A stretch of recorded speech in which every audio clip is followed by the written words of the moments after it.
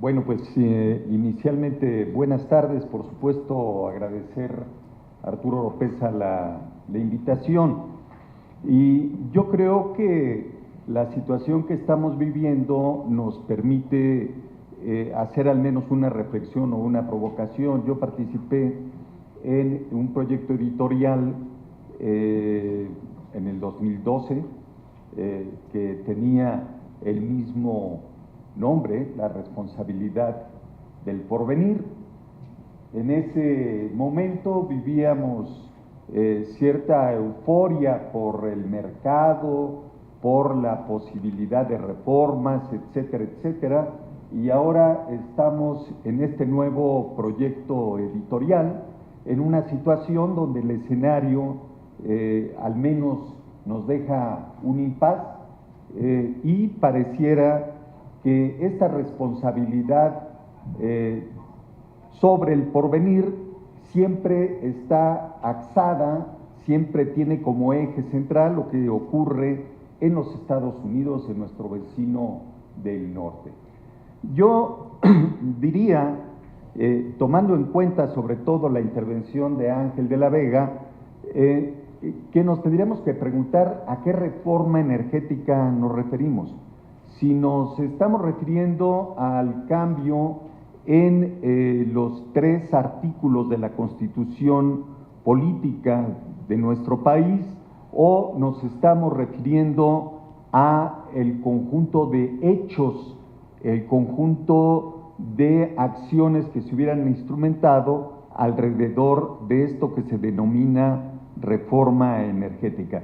A mí me gusta mucho el ejercicio que hizo Edgar Ocampo. Este país debió de haber siempre actuado en función de mirar en el largo plazo y tratar de ordenar sus recursos para tratar de tener una política específica en materia energética y, por supuesto, cada uno de los componentes de esta política energética. Pero en este país no es así, y en ese sentido tendríamos que ver que las reservas probadas de petróleo crudo en esta administración que está concluyendo se han caído un 45%, las reservas probadas de gas también se cayeron un 36%, la producción de hidrocarburos, si bien nos va, se habrán caído alrededor entre un 18 y un 20%, específicamente la producción de crudo y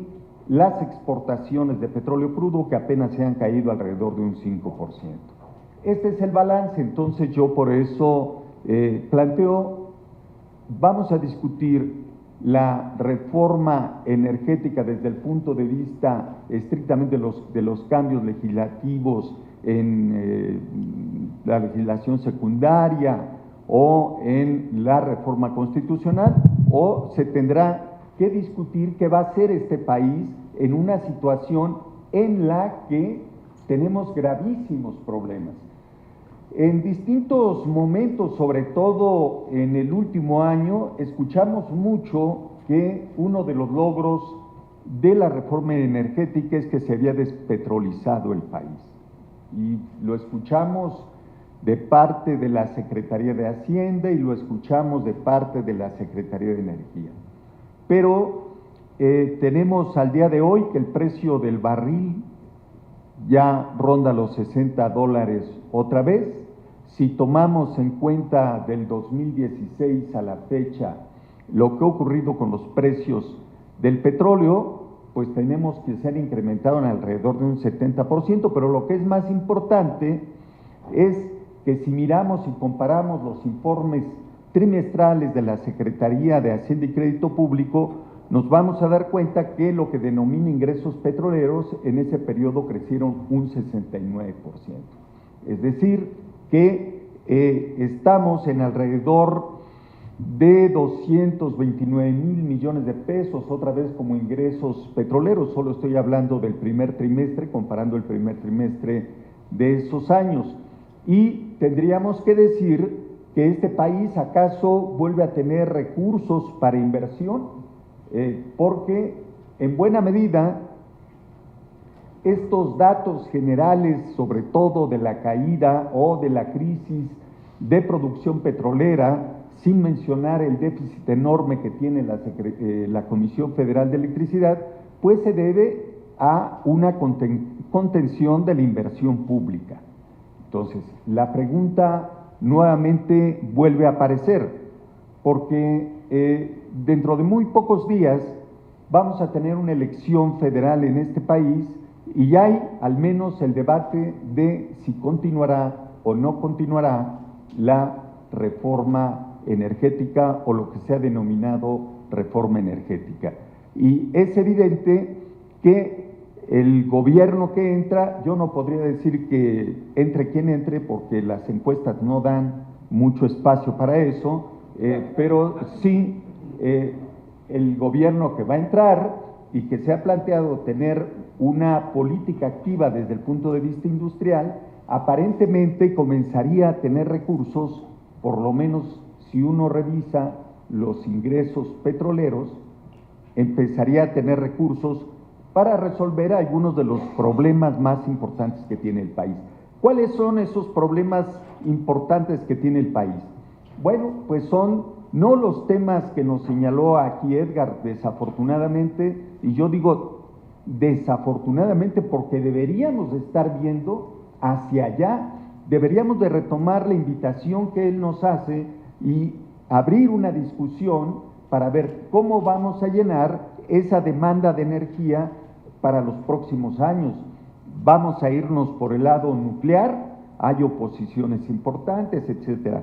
Pero lo que tenemos enfrente es cómo resolvemos el suministro de gasolinas que en este país llegarán ya al 70% las importaciones, con precios que se han incrementado desde la apertura, y no digo la apertura energética, sino la apertura en este gran mercado de combustibles que puede rondar los 30,000 millones de dólares al año, y que el país requiere forzosamente o mantener esas importaciones o empezar a pensar seriamente en volver a echar a andar su capacidad de refinación que pareciera prácticamente abandonada.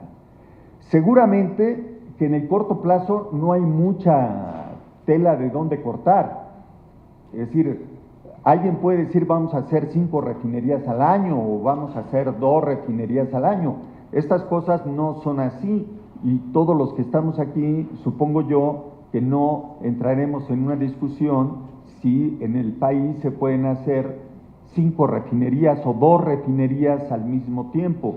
Tendremos, por lo tanto, que iniciar la inversión que requiere la reconfiguración y el mantenimiento indispensable de nuestras refinerías y tal vez empezar a construir un nuevo tren de refinación, a lo mejor en Tula, no sé, esto no sería un tema de discusión, yo digo fundamentalmente los recursos que tenemos, ¿para qué nos alcanzarían?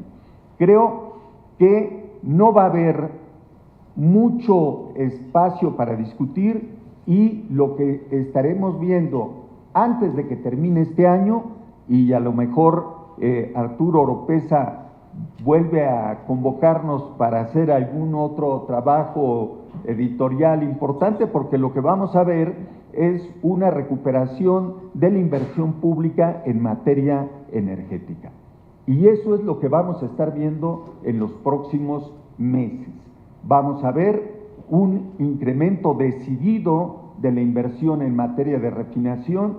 Seguramente Leti Armenta nos va a hablar de las necesidades que tenemos en materia de petroquímica, pero el otro elemento muy importante y sobre el cual todavía no hay decisiones claras es si este país debe de seguir haciendo girar todo el desarrollo de su sector eléctrico básicamente en el uso del gas natural. México tiene una matriz, como se presentó aquí, centrada en gas natural mucho más que los Estados Unidos, pero mucho más que los Estados Unidos. Incluso pudiéramos decir que esta es la situación que se tendría en los próximos años. Hay, sin duda alguna, una serie de elementos que están vinculados con estos temas. Yo creo que tendremos que estar revisando qué pasa con el fondo mexicano, con el fondo petrolero de este país, que está muy vinculado ahora a un comercializador muy importante. Recordarán ustedes que Petróleos Mexicanos ya no es el comercializador de hidrocarburos, de los hidrocarburos que se producen en el país. Se recurrió a una empresa que no sé si es holandesa o de algún lugar de Asia. El asunto es que esta empresa tiene una serie de problemas de corrupción importantes que están perfectamente documentados y que maneja o ha empezado a manejar el conjunto de la oferta de petróleo para ser vendida, del petróleo mexicano para ser vendida en general. Entonces, este es un tema importante que se ha discutido poco, el asunto del comercializador del petróleo mexicano. Yo lo traigo a colación porque creo que lo que tendremos en el corto plazo también, y a lo mejor me están malentendiendo, pero creo que en el corto plazo lo que vamos a tener es una reconstitución de esta fuerza de empresas públicas, tanto de Comisión Federal como de Petróleos Mexicanos. Y digo que a lo mejor me están entendiendo o me estoy explicando mal, porque yo no creo que tengamos que hacer exactamente lo mismo. Yo creo que es indispensable que se revise con mucha claridad lo que se requiere en el mediano y largo plazo, como aquí se planteó, y ver qué cosas podemos corregir. Una de las principales cosas que se tienen que corregir es esta apertura atropellada y rapidísima que se llevó a cabo. ¿Dónde están los ingresos millonarios de inversión en el país? ¿Dónde están? Se planteó que la apertura iba a dejar cantidades extraordinarias, no solamente de inversión, sino, también de empleo en el país. Esto, ¿dónde está? ¿En qué parte? Seguramente lo podremos ver en Campeche. Alguien ha viajado a Campeche últimamente y se ha dado cuenta en qué situación está la economía del sureste petrolero del país. Está en condiciones terribles. Alguien ha viajado a Veracruz, antiguo centro de la industria petrolera del país, está en condiciones terribles. Ahora, ¿qué es lo que ha pasado con nuestra economía a nivel del consumo básico de la población? ¿Es posible en este país que se ganan 80 pesos diarios pagar por litro de gasolina más que en los Estados Unidos? ¿Eso es posible? Por supuesto que no es posible. Y por supuesto que solo el tema de la apertura o de la desregulación del mercado de combustibles en el país es un tema electoral. Hoy todo mundo pelea por no verse como el padre del gasolinazo. Trata de hacerse todo el mundo a un lado de que le adjudiquen responsabilidad por uno de los temas centrales de la reforma energética en el país. Mitt dice que él no es, Anaya dice que él no es, por supuesto Andrés Manuel también dice que no es. Entonces, ¿quién es el responsable? Y este tema va a irse hacia atrás, porque no solamente por razones de carácter político electoral, sino porque efectivamente pega en la línea de flotación del sistema general de precios de este país. Entonces, yo no sé cómo estamos en tiempo, pero diría que lo que tenemos enfrente justamente es la discusión de cómo se va a operar este cambio en un proyecto que se planteó como una salida prácticamente mágica para el país, y que no son pocos años, ya llevamos 4 años de reforma energética y los resultados para nada son halagüeños o permitirían ver que vamos hacia un camino correcto. Más bien es una reforma que está siendo contestada por todos los sectores de la población y yo diría incluso por las propias fuerzas políticas de este país. Entonces, vamos otra vez a construir o a reconstituir a Petróleos Mexicanos tal y como venía operando antes de la reforma.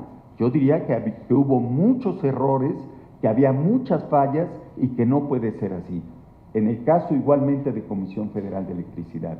Entonces, ¿cuál es el espacio que queda? Se ha planteado la necesidad de revertir plenamente las reformas energéticas del país. Yo diría, este es un tema que tendría que ser colocado no en el Congreso de la Unión. Yo no lo plantearía en primera instancia al Congreso de la Unión.